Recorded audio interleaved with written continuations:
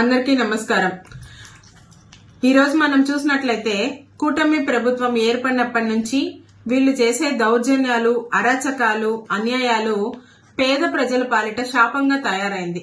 ఎందుకంటే గంగాధర్ నెల్లూరు నియోజకవర్గంలో పెనుమూరు మండలంలో నిన్న నైట్ బస్ స్టాండ్ దగ్గర పూల వ్యాపారం చేసుకునే వాళ్ళ యొక్క షాపులు తొలగించినారు। అది దీనికి ఉదాహరణ।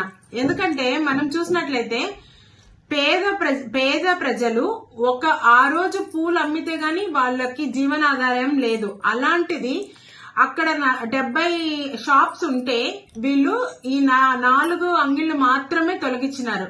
ఎందుకంటే వాళ్ళు వైఎస్ఆర్సీపీకి చెందిన వాళ్ళు అనే ఒకే ఒక కారణంతో వాళ్ళ అంగిళ్ళని ఏ ఒక్క ఇన్ఫర్మేషన్ ఇవ్వకుండా, వాళ్ళకి ఎటువంటి నోటీసులు ఇవ్వకుండా, వాళ్ళకి ముందస్తుగానే ఏ ప్రభుత్వ ఉత్తర్వులు జారీ చేయకుండా ఏం లేకుండా డైరెక్ట్ గా వెళ్లి వాళ్ళ షాప్స్ అన్ని తొలగించడం జరిగింది।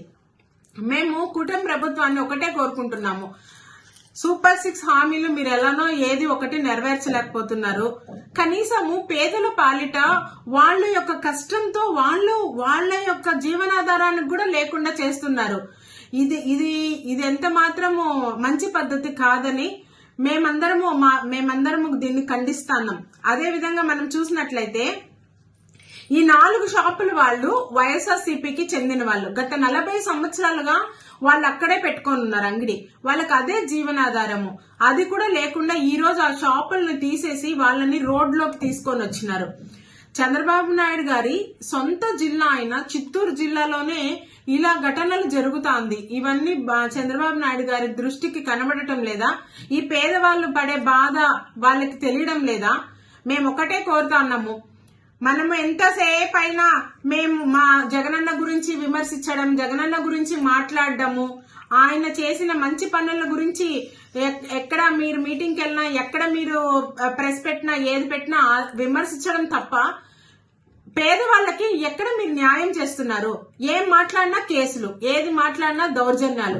బర్త్డే పార్టీ చేసుకున్నా, ఏం చేసుకున్నా వైఎస్ఆర్సీపీ పార్టీనా సరే, వాళ్ళు ఏమన్నా అన్యాయమా అని అడిగితే వాళ్ళపైన కేసులు ఫైల్ చేయడం, ఇదే పని అయిపోయింది మీకు అందరికి। మేము అదే చెప్తున్నాము, ఇది ప్రజాస్వామ్యానికి చాలా విరుద్ధము। ఎందుకంటే వాళ్ళు ఆ పేద ప్రజలు వాళ్ళ యొక్క జీవనాధారమే ఒక రోజుకు గడవాలంటే ఆ పువ్వులు అమ్మి ఆ బిడ్డల్ని వాళ్ళు చదివించుకోవడము, వాళ్ళ భోజనాలకి దానికి కూడా అదే వాళ్ళకి ఆధారం। అలాంటిది మీరు కక్షపూరితంగా మీరు ఏదో మనసులో కక్షలు పెట్టుకొని వాళ్ళకి అన్యాయం చేయడాన్ని మేమెవ్వరూ సహించము। అదే విధంగా మీరు ఎన్ని అన్యాయాలు చేసినా మేము గొమ్మలుంటామని మాత్రం మీరు అనుకోవద్దండి।